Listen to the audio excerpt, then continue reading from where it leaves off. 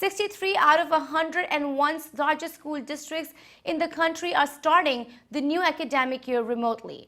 In Georgia, the Cherokee County School District today announced that it would temporarily close in-person learning due to COVID-19 cases. Here in New York and our neighboring state, New Jersey, both governors are now allowing schools and universities to reopen, with school districts to spell out a plan for reopening with all safety measures.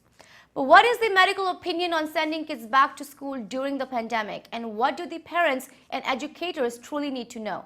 We spoke with health expert Dr. Tushar Patel on this and coronavirus update. Here's what he had to say about schools reopening safely. The number of deaths that are happening right now in these states that are surging, because in comparison to New York, California still has a lot less in the death number. Even in comparison to New Jersey, California has less death numbers, but the cases are larger. How do we understand that? So last 6 months, we have learned a lot of things about COVID-19 infection rate, the how to manage the disease itself. I think the public health officials now have some hold of understanding how should we treat disease, how should we admit the patient, when should we admit the patient, when do we put them on ventilator. And all those things are much better for the public health officials, the institutions, the hospitals, and our medical providers. So I think that is one good thing that is helping other states where they have situations like New York and New Jersey, but we don't see too many deaths right now because of those. And one other thing is very interesting. Lately, in last month or so, the young individuals also getting infected in a higher number. So the young individuals do have a good immune system.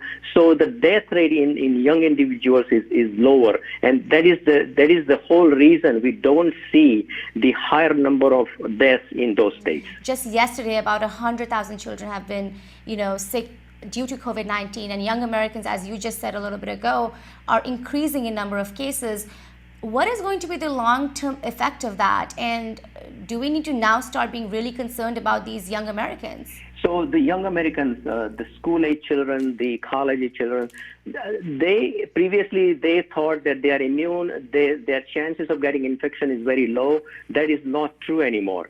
So I think we should be thinking or rethinking of opening the schools, opening the campuses, opening the colleges, because I think that will create a tremendous pressure on the public health in the hospital settings, and we may see a lot of complications from the young individuals.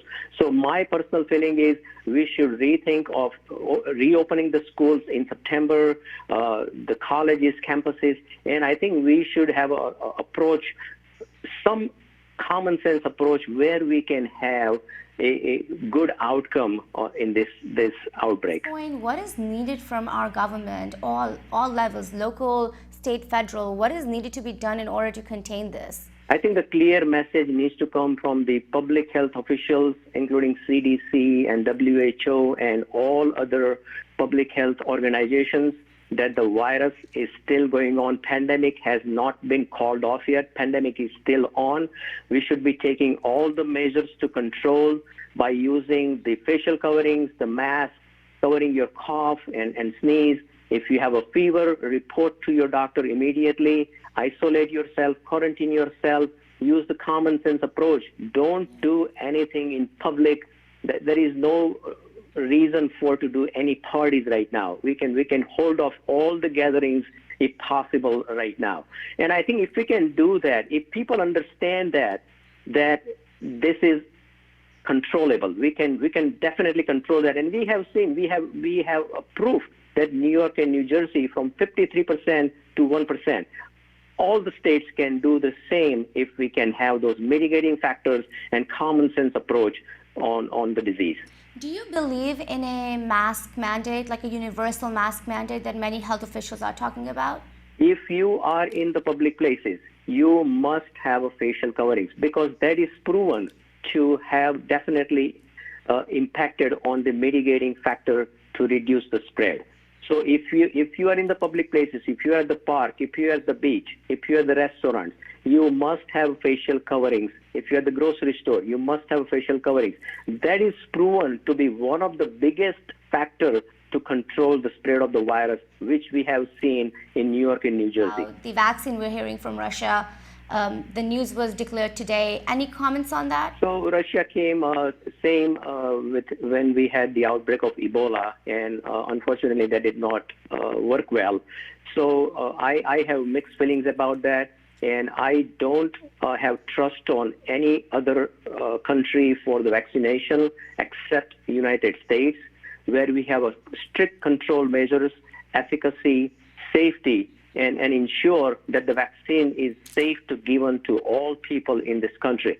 So let's wait. I would not give credit to anyone at this point until we hear from our experts in FDA that we have, or NIH, that we have a vaccine which is effective and which can save lives when we have it end of this year or early next year. Do you think they have come out with this vaccine way too early? I think so, because like I said before, it takes about 4 to 6 years for the vaccine.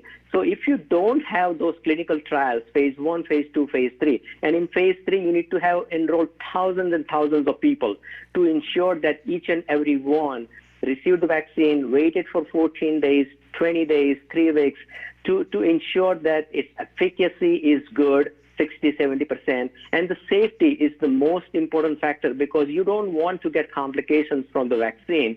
So it could be definitely an issue if we have those kind of vaccines available right now.